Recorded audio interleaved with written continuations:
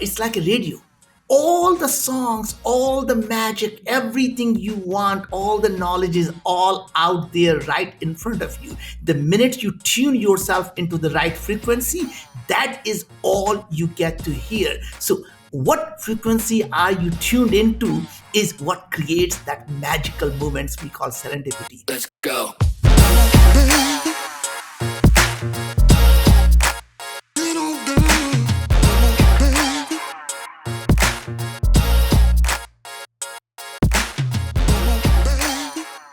My next guest has the quintessential Horatio Alger story of rags to riches that is going to inspire you to believe in your limitless potential. He's an Indian immigrant who came to the US to work as a young man, and he just had $5 in his pocket. Today, he is a serial entrepreneur and a billionaire who has been awarded the Albert Einstein Technology Medal for pioneers in technology and many other accolades. He is also a board member of the X Prize and a vice chair of the board at Singularity University. Welcome back to This Magic Life. I am your host, Andrea Koppel, and my guest today is Naveen Jain. He has founded at least 5 mind-blowingly successful companies over the years, including InfoSpace, Intellius, Blue Dot, Moon Express, and his latest venture, Viome Life Sciences. He is truly a visionary pioneer fueled by an insatiable curiosity, incredible optimism, and an unyielding commitment to challenging the boundaries of what we believe is achievable. He is someone who has proven over and over again that you cannot predict where your career journey will lead you, and his insights and advice today is going to help students and parents alike. Naveen, welcome to This Magic Life. Andrea, what an honor and a pleasure. And your introduction makes me blush. And you know how hard it is to get a brown person to Oh my blush. goodness. Listen, I know that you spend so much of your time reimagining what is possible in the future. But I would love for us to rewind the clock just a little bit to back when you were a young boy in India, where you grew up. And I know the story, you grew up very poor. And I read that you spent much of your childhood actually having to move from city to city, and a number of the schools that you went to were really not good. They were subpar. But somehow, Naveen, you managed to get accepted to the Indian equivalent of MIT. Do you remember back maybe around that time, the first time that you experienced what we might describe as serendipity, a lucky or synchronous opportunity in your life? Well, Andrea, our life is, every day in our life, we see these moments that we call serendipity. And the way I look at that is this is universe's way of telling you what is out there. And the many of us miss this magical time is because we are just not tuned into what we're really looking for. And the minute you start to tune into the universe, you start to see these signals. And this is amazing thing is a determined person who absolutely have a clarity of purpose, someone who knows exactly what they want out of life. They suddenly meet everyone who can help them get there. And someone who is simply wandering, trying to figure out what they want in life, they say, I never find these magical moments. The magical moments exist. We just have to tune into them. So it's like I tell a lot of people is that, remember, it's like a radio. All the songs, all the magic, everything you want, all the knowledge is all out there right in front of you. The minute you tune yourself into the right frequency, that is all you get to hear. So what frequency are you tuned into is what creates that magical moments we call serendipity. And I found that the biggest mentor the biggest lessons that we learn in life is from our own life, right? Life is the biggest mentor. We just stop listening to it. Well, you are singing my tune, Naveen. I love that message. Can you help us though? Because there are so many students, there are so many 20 somethings today who are afraid. And maybe, like you, they're living in poverty.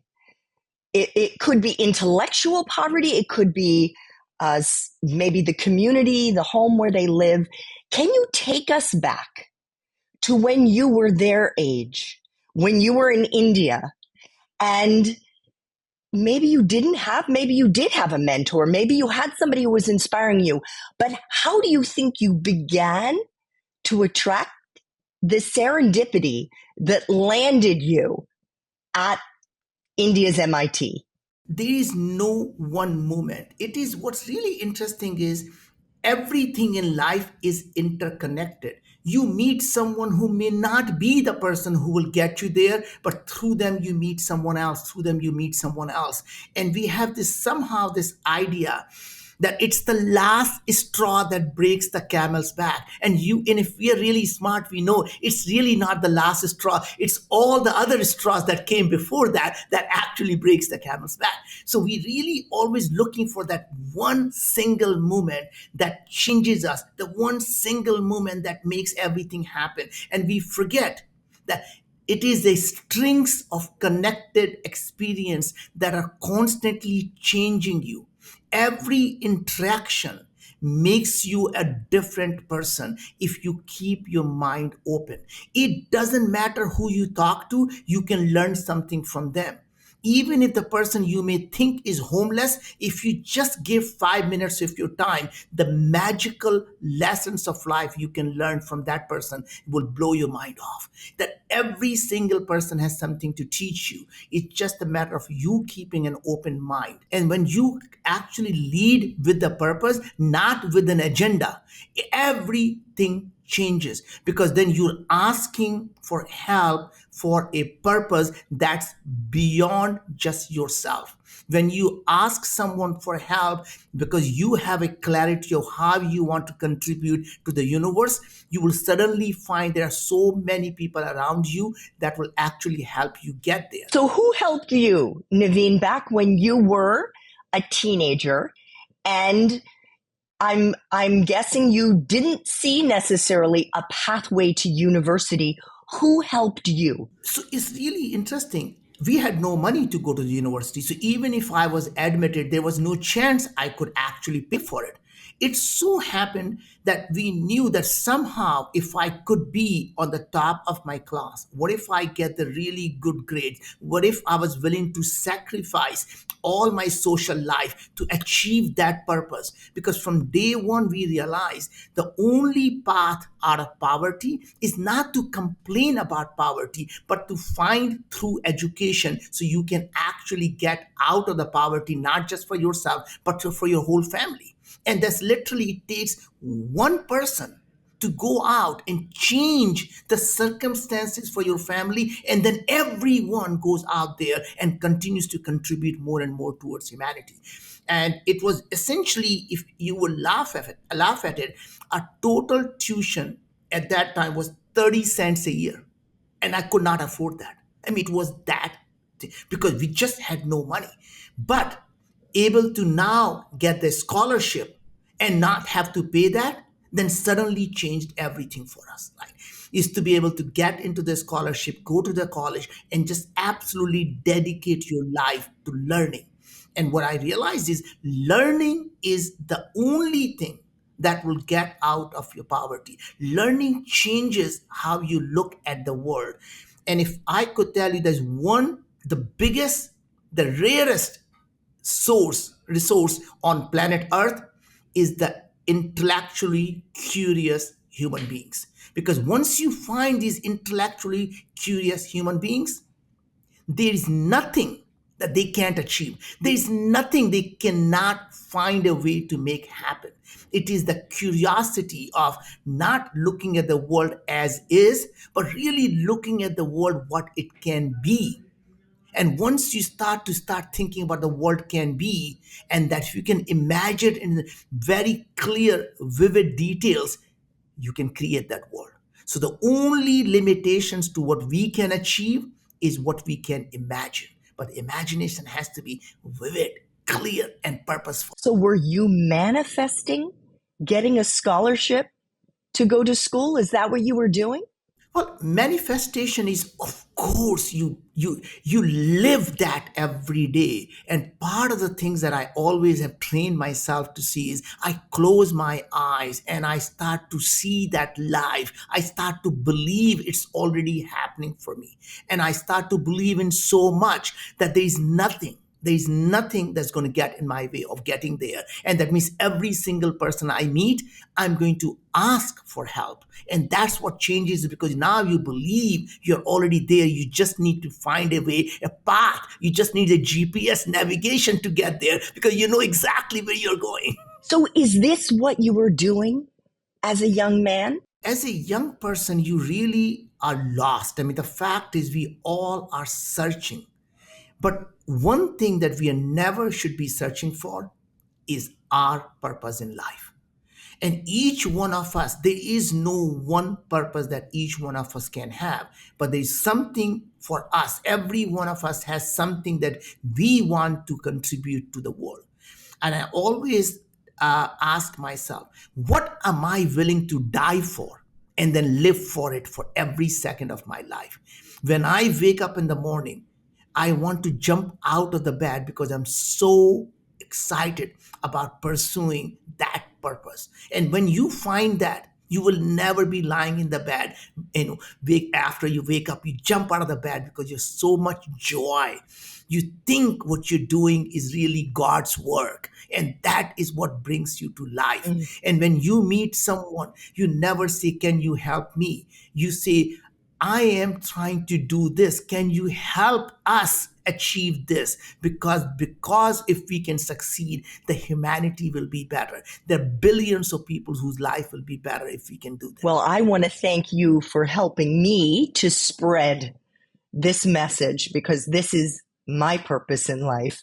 I want to just finish one point in your life and then move forward. You did get your BS in engineering technology and industrial engineering at India's equivalent of MIT, and you got your MBA in India. And then you got a job to come to the US, and the story goes you had $5 in your pocket. Is that true? Yeah. So I think that is really magical story of how universe aligns itself to make your dreams come true. I had absolutely no desire to come to United States. I did not even apply to be there. In fact, when I was doing my MBA, I did my engineering and industrial engineering, and I was doing my MBA, which was personnel management and union management. I have nothing to do with any of the stuff that I end up doing in my life. And here there was a company, a computer company called Burroughs, that came to the campus, and they were looking for programmers. And there were a bunch of people who applied for the job, and they will give you the aptitude test, like SAT test, to see if these people actually qualify for the job. And and obviously the people who were engineers and computer scientists and everyone who actually was doing a real MBA in marketing and stuff all applied for a job. And I was sitting at lunch and talking to some of my friends, and he said, they told me this is the hardest test they have ever taken. And I'm like, seriously, how hard can it be? And the guy across me says, obviously you must not have taken the test to talk like that. And it's like, oh my God, really? Is that bad? I'm going to go do the test. And I literally did it just for the challenge of it. I did the test, and I absolutely aced it. And next day morning, I get a call saying, we want to interview for a job of a computer program. I'm just like, what is a computer? And now Did you really say that? You said, what is a computer? I never seen it in my life. I've never seen a computer in my life. Forget about programming it. I've never seen a computer. I said, what's a computer? And they think I am just playing with them because I had such a high score. They thought I would obviously know what it is. And now they say, oh, they're going to play along. And they say, well, do you know the difference between a bit and a byte? I say, even a moron knows that bit is small and a byte is big. And now they're thinking, of course, I know everything. And honest to God, I'm just thinking, bit, byte, right? And now this great. We're going to, if you don't know programming, that's totally fine. We're going to train you. We're going to teach you. We're going to hire you. You're going to come to New Jersey, and we're going to. It's like, sure. And that's literally how I ended up in New Jersey. Oh my God, what an incredible story. So you land in New Jersey to learn how to be a computer programmer. So how did you go from January of 83 to June 1989 when you began working at Microsoft, basically Long as, story, whole yes, bunch of okay, story. go I mean, ahead. whole bunch of things happen in between. So I ended up in New Jersey, and now I'm living because obviously they were paying you so little. So it was since they brought you to train, they call that an internship. As a part of internship, the I was making $500 a month. Think about that for a second. $500 a month. Six of us were living in one single small house. We could not afford a car. Six of us together bought I think must have been a 60s Impala old car that six of us, I think we bought it for like $300 or something, and six of us shared that car. And it was, we came to New Jersey and we lived in this farmhouse that, in that time since we came, actually it was June, now that I remember, it was June of 83, it was summer days, and we actually found this farmhouse. And I thought, oh my God, what a great life here, the streams and the, so much land, this is unbelievable.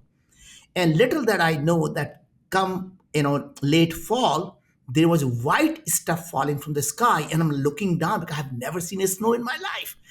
I'm like jumping with joy. What a God! What, look, this country, the white stuff falls from the sky instead of water. What a great country! And now the next day there is 6 inch of snow, and I don't have warm clothes, and that there is no insulation in the house. There is this much gap between the door because this was supposed to be a farmhouse for summer, and we now freezing to that. And I only had one pair of leather shoes that got holes in the leather shoe by walking in snow. And I realized by the end of the year this was not a place for me. And this really amazing thing happened. So I sent an email to my manager and said, look, I'm going to go back to India. This is really not the place for me. I really enjoyed working with you, and I would like you to come when you come to India sometime. Come visit me, and you'll always have a home. And the guy replies back and say, no, no, no, you are such a brilliant person. You don't need to go back. You really belong in this country, and where you belong is the Silicon Valley, because Silicon Valley is where all the smart people go. And you should go to Silicon Valley, and that's where all the magic is going to happen. I'm going to make few calls, and I'm going to get you some interviews set up. And next thing, I was now working for one of the top company in the Silicon Valley. And now I'm starting to learn. I'm thinking, oh my God, I will never be a best computer programmer because I just don't have any basic knowledge. I learned everything myself and I started to do the work, but I realized I will never be best at it. And then I thought maybe I could do sales, maybe I could do marketing. And who wants to hear from a guy who can barely speak English, right? Anyway, got the job there, worked there for 6 years, and now I'm really going from job to the things. And I was actually at that point managing the software group because I realized I can manage because I couldn't program myself, but I can easily manage programmers, right? So it's easy to do. And then it was now 1988. So 1988, we just September of 98, we got married. And then by the time my wife graduated from her MBA at Rutgers, then she moved to California. And she said, and I think it's around, times spring time frame, June time frame, she says, we should really visit Pacific Northwest. It's such a beautiful place. And I thought, God, we really, now we had a little bit of money, but not a lot of money to waste on vacation. So I realized that if I were to fax my resume to Microsoft, I'll probably get a job and they'll call me for an interview. And that's really is, I faxed my resume, got a call, ended up getting an interview from Microsoft, and ended up getting a job at Microsoft. It was so beautiful at that time of the year here in summer. And I think now it's been, God knows, we came here in 89. So now it's been 35 years and I'm still in Seattle. Isn't that incredible? And you shared with me the whole story before we started the interview. I can just share with our audience the fact that Naveen said, we're not really sure if we'll like the weather because it's so different from where we're living now. So we should stay there a week. So he got himself a week's free vacation to the Pacific Northwest. He wasn't looking for a job, and he actually didn't want to work at Microsoft and almost didn't work there. And they thought he was trying to negotiate with them, and they ended up doubling the offer. So he ended up saying it was an offer he couldn't refuse. This is how he ended up at Microsoft. And you worked there for almost 7 years, Naveen. Why did you decide to leave? And were you afraid at all about taking the leap to go out on your own? Because that's what you did next. Yeah, so I think, Andrea, as you can imagine, that at any point of time in life, it is such a risk when you go on your own. But for me, it just didn't feel like a risk. In fact, my wife was just so afraid. And I remember, 7 years I've been at Microsoft, internet was just starting out. And in those days, there were only 5 or 6 companies on the internet. Amazon had just launched at that time, and Yahoo and Lycos and InfoSeek, and there were like 5 or 6 players. And I'm thinking, my God, this is going to be something totally new, totally big. And I wanted to go out and actually build something that will be something pioneering, that will be so new, that because something was new and something magical could happen here. And one fine day, I resigned and I came home and I told my sweet wife that I am leaving. I left Microsoft, and she looks at me, says, "What do you mean by leaving?" And I said, "I no longer get a paycheck. I just resigned." And she said, "You are one of the worst husband, worst father. You know I am pregnant with that child. How can we possibly afford to now have you not work? And what are you going to do?" I said, "I'm going to start a company." And I said, "Well, you know nothing about starting a company. You need to go back and apologize to them. You don't mean to resign. You call them and let them know that you want your job back, and you need to just go back and do that." And I say, what if we actually give it a shot? What if we actually just give me 6 months and see if I can do something? And if I can, I'll go get a job. Oh my gosh, that's incredible. And it was a creative solution to your problem with your wife. So where did the kernel of the idea to start InfoSpace, because that's the name of your company, come from? And what made you think, Naveen, that you would be able to turn this idea into a successful company? And no one does, honestly, So we started and kept thinking about are the kind of things that people have problems with. So anytime you start something, you never start to say, "This is what I want to do." And I think this is where most entrepreneurs go wrong. And as we go, I'll give you my thesis about how we actually build companies. But the fundamental thing is, most people say, "This is what I want to do." I start with, what problem are we trying to solve? What is it that world is missing? And if you can build that, they would want that product. So you start with solving the problem rather than say, "This is what I want to do." So it's not about your skills, it's not about what you know, it's about the problems you're going to be solving. And now maybe I'm going to digress here, and we can come back to InfoSpace later. There are really fun stories of how I met actually a wonderful girl that I was sitting on a plane with, and that changed the business of what we were doing at InfoSpace and launched InfoSpace into a completely different world because I ended up chatting with her, right? And so wait, I just want to be clear. You met someone, you met a woman on a plane, and she ended up helping. inspiring you to change the idea of what your company would be. It actually helped launch. So basically, we decided that at InfoSpace that early days, my philosophy was that you probably are too young to remember. There was no way for somebody to find someone's phone number at that time. The only way you could do is you dial the area code 555-1212. Right. So if I want to find someone in Chicago, I would dial 312-555-1212, and they say, "What city, please?" And I said, "I don't know what city is. I'm sorry, we can't help you." Right. So you have to know the city, you have to know the name, and then they can look up the phone number and tell you. I'm thinking, this is stupid. You used to have these white pages and yellow pages. Remember those big, thick books? Oh, yes. Okay. So in white, yellow page, you'll find the stuff that your business is. In white page, you'll find people's phone number alphabetically listed there. So we thought, God, if we can take all the nationwide, every single white pages, every single yellow pages, you put them together and make them available on the internet, you can find any phone number and you don't have to know anything. Just put a name, last name, first name, whatever you know, and we say, here are the people. And you should be able to go find anyone at any time. And that could be a big service, like essentially a telephone switchboard, right? And that is how InfoSpace came to be. And that's as we were doing it, and I thought this was a good business, and we launched that business, and now we were adding the more and more services like classifieds and other stuff. And I realized that there should be this services make so much sense to be on phone, because every time you need a phone, you need a phone number, and you have to either have it on your contact or you have to actually write it down somewhere. What if there was a phone number available that you could now launch the service? So I kept thinking that one day there has to be a phone that would do all this magic.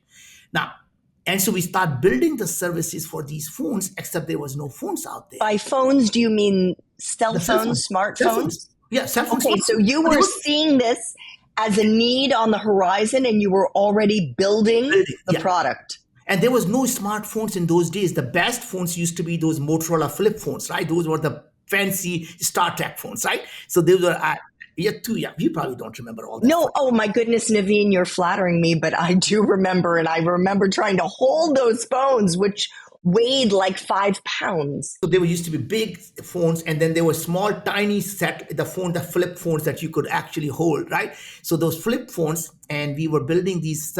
Now we were thinking that one day this is going to happen. So much so, I remember in 2000, I am with Leslie Walker at Washington Post. And there's an interview you can still find if you type Washington Post, Leslie Walker, Naveen Jain. And I said, Leslie, one day we're going to have a phone where you'll be able to get your email, your contact, you'll be able to get your weather, you'll be able to get your stock code.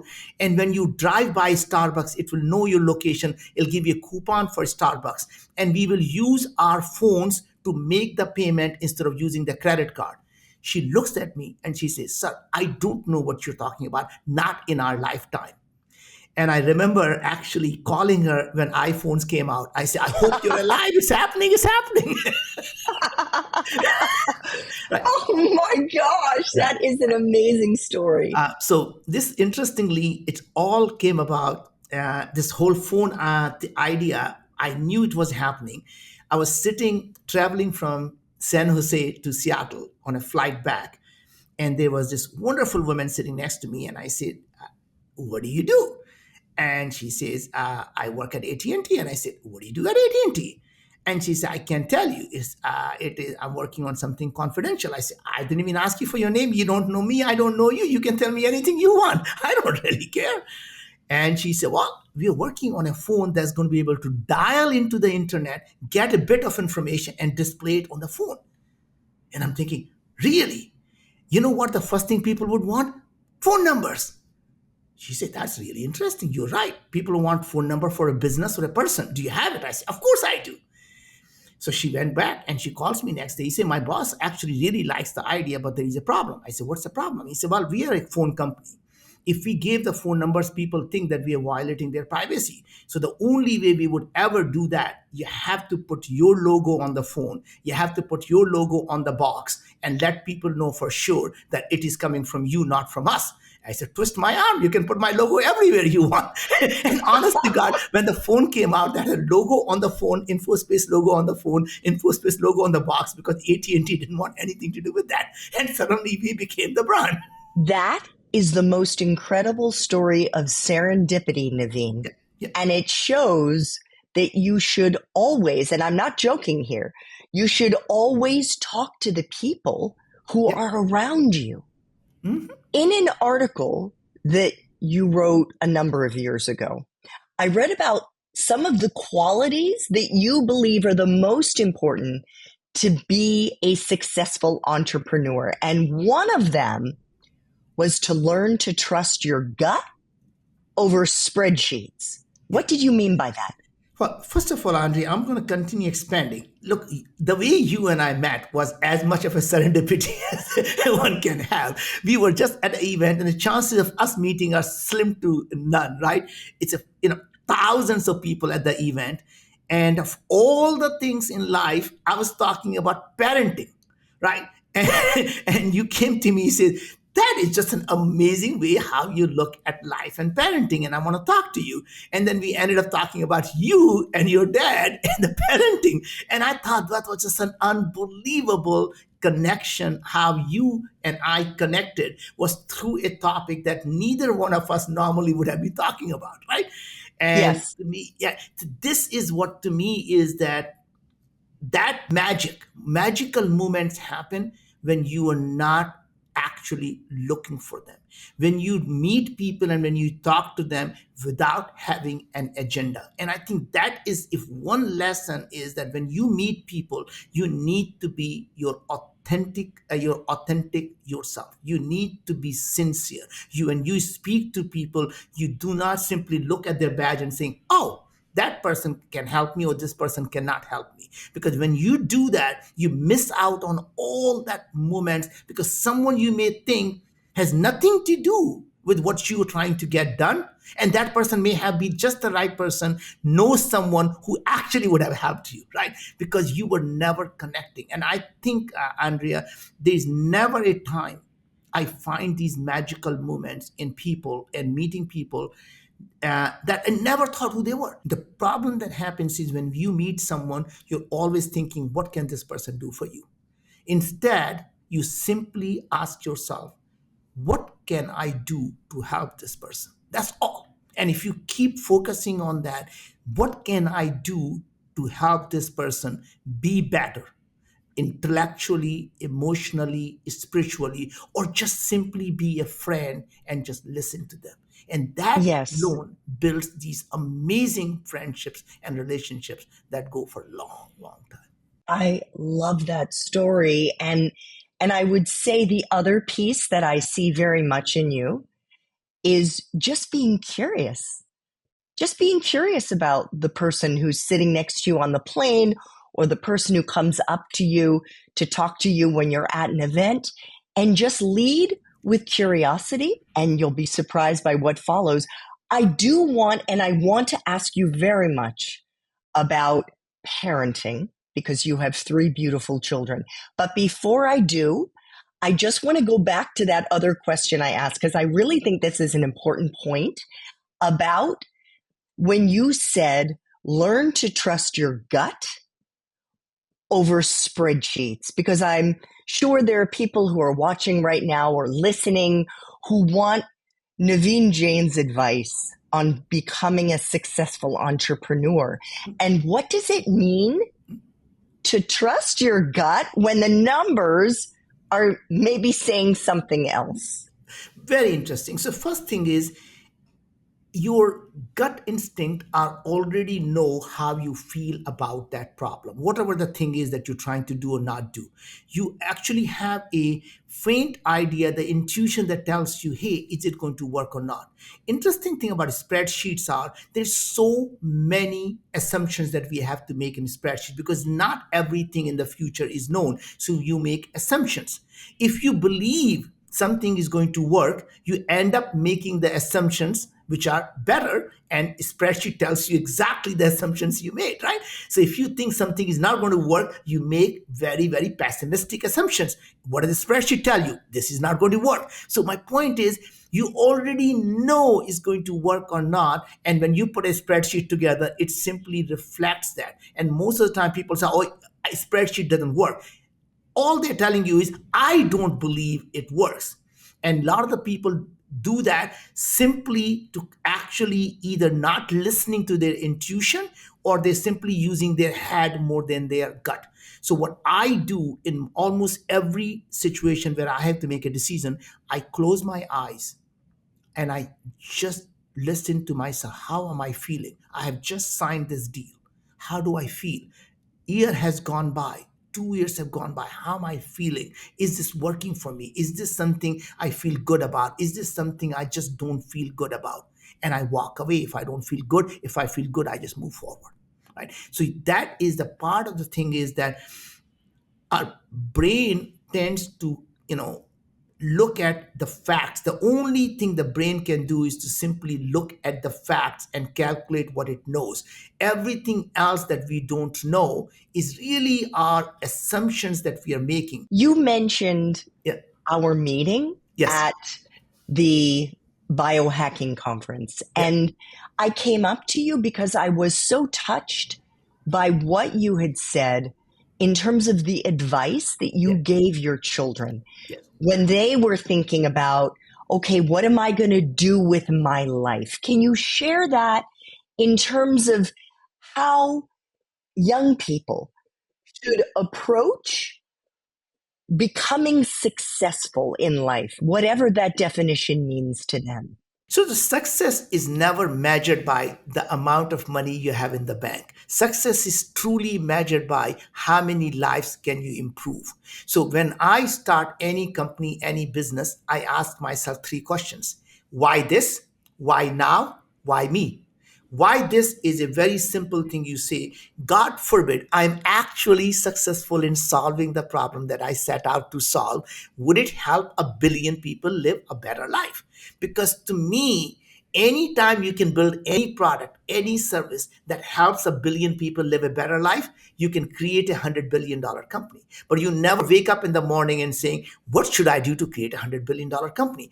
Making money is simply a byproduct of doing things that improve people's life, right? That means every day you ask yourself, what can I do to improve people's life, not what can I do to make more money. Making money will always be a byproduct, right? And young people who are listening to it probably have a difficult time understanding. So let me tell you in a way that may sound really, really terrible. So close your eyes, close your ears, Andrea. Making money is Okay, like making money is like having an orgasm. It's it's not, if you focus on it, you're never going to get it. You just have to enjoy the process, right? So to me, you never focus on making money. It will come because you're doing the things that make other people's life better. beautiful. You've also said that the life of an entrepreneur is like a heartbeat, and a heartbeat goes up and down. And that's a good thing because it means that we're alive. But when we're an entrepreneur, we may want it to be easy, but that means it's flatline. That means you're dead. So, how should our young viewers approach the downs of the heartbeat, and how can they embrace them? Yes. And again, I think Andrew just pointed out the heartbeat is up and down, up and down. When it's flat, you're dead. So to me, being alive is embracing both ups and downs. When you're down, all you do is hunker down, know the next beat is going to be up. And when you're on top of that beat, never to become too arrogant, because you always should remember the winter is coming and winter shall come, right? But more importantly, you have to believe the universe is your friend. Everything that is happening is for your benefit. And once you believe that everything that happens to your benefit, even the things that you believe today are really, really bad, that maybe actually is what will turn out to be in 10 years from now the best thing that ever happened to you. How many times young people, they have a breakup with some girlfriend or boyfriend, and they think that was the worst thing that ever happened. A decade later, they meet someone absolutely wonderful, say, oh my God, what a nightmare I avoided, right?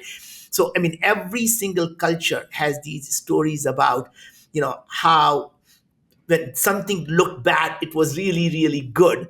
And I think, I don't know, obviously the Chinese culture has a story about the horse, right? And the Indian culture actually is a really interesting story about a king and his advisor. They're going out on a hunting trip, and the king falls down and breaks his arm, and his advisor says, "Oh, so that happened. I see, really good." And his king is so angry. He says, "I just broke my arm, and you're telling me if that happened, that's really good?" And he takes his advisor, puts them in the dungeon, puts them in a jail, and he says, "You are just going to stay right here." And the next week they go out, he goes out hunting by himself. And now he's hunting and he gets caught by this tribe. And this tribe takes him there. They don't know who he is, and they're going to sacrifice him. And they get him ready for sacrifice, and they're putting him in front of the priest. And he's now getting ready to be sacrificed. Priest says, "We have to let him go." Why? We don't sacrifice a broken man in front of God. His hand is broken. We never satisfy. We need to only can sacrifice a man who is not broken. He goes home, thanks his advisor, takes him out of the dungeon, and says, "Thank you for saving my life. You were right. It's the best thing that ever happened." And he said, "Don't thank me. I want to thank you for putting me in this dungeon." He said, "How so?" He said, "If I was with you, they would have sacrificed me." Oh, I love that. It's about optimism. It's about believing that every single thing that's happening in the universe, it is for your benefit. And you have to believe universe, call that God is your friend. You embrace everything that happens. You don't say it is good or bad, because we don't know it's good or bad until later. So even the event that looks bad, like a broken hand, turned out to be really good event. Going into the dungeon may turn out to, you think is a bad event, may turn out to be the event that saved your life, right? So everything you just have to believe is happening. So you just simply say, it's not good or bad. It is what it is, and it will be what will be. And you learn to live. And see, there are only two types of problems in this world: things that we have a control over, and the things we don't have a control over. And if you don't have a control over something, you simply say, "Universe, it is what it is, and it will be what will be, and I'm okay with that." And things that you have a control over, you do absolutely the best you possibly can. And then you look at the universe, say, "It is what it is, and it's going to be what's going to be, and I'm okay with that." Naveen, I just have two very quick questions that I try to ask all my guests. The first one is, what can our audience do right now to become more magical, to experience more serendipity in their lives? Well, first of all, my answer is dream so big that people think you're absolutely crazy, and never stop believing in yourself, and never believe you ever going to fail, because you only fail when you give up. Every other thing that you think your goal have not been achieved, they're simply a stepping stone to a bigger goal and maybe even bigger dreams. Beautiful. Looking back on your career journey thus far, because I know there's a lot more exciting developments on the horizon for you, what do you think has been the secret to the magic that you've attracted and experienced in your life? Just being authentic myself, never really trying to be someone else, never trying to impress someone, because the only person you want to impress is yourself. Because the day you fall in love with yourself is the day the world will fall in love with you. So the minute you actually just find that deep love for yourself, the happiness that sits inside you, rather than believing that someone or something is going to make you happy, if you can just get that, that'll make you happy. Remember, you could have everything in life and still be miserable. But if you find the happiness inside you, you could be sitting in a dark corner and still have that happiness. No one can take that away from you. So just know that happiness will always be an inside job, and it comes from inside you. And there's nothing externally that will make you happy or unhappy. Or even when we say, "You make me angry," no one can ever make you angry. Only you have the power to make yourself angry. They can simply trigger you, but it's up to you how you respond to it. So don't blame someone else when you're angry. You should be, because you control when you're angry and you're not. Naveen, I'm so grateful to the universe that I was able to bump into you at the biohacking conference. You are such a joy and such a wonderful mentor to all of us. I want to thank you so much for coming on the show. And I want to wish you many, many more magical moments to come. Andrea, you're such a gracious and an amazingly kind human being. Anyone who's listening to it, please know this soul has so much to give. And if you're listening to it, please drop a line to her and let her know how much it means to you to be listening to this podcast and everything else she does. My hats off to you, Andrea. Let's go. Thanks so much for tuning in to another episode of This Magic Life. Our mission is to inspire you to stop fearing your future and start getting excited about all the serendipitous and magical opportunities that await you. Make sure to subscribe to This Magic Life on YouTube so you don't miss any new episodes. And for on-the-go listening, give us a follow wherever you like to listen to your podcasts. We absolutely love to get feedback from the This Magic Life community, so make sure to drop us a comment on YouTube or a 5-star review on Apple. And you can always find me on LinkedIn at Andrea Koppel, aka the Career Magic Maker. I can't wait to see you soon.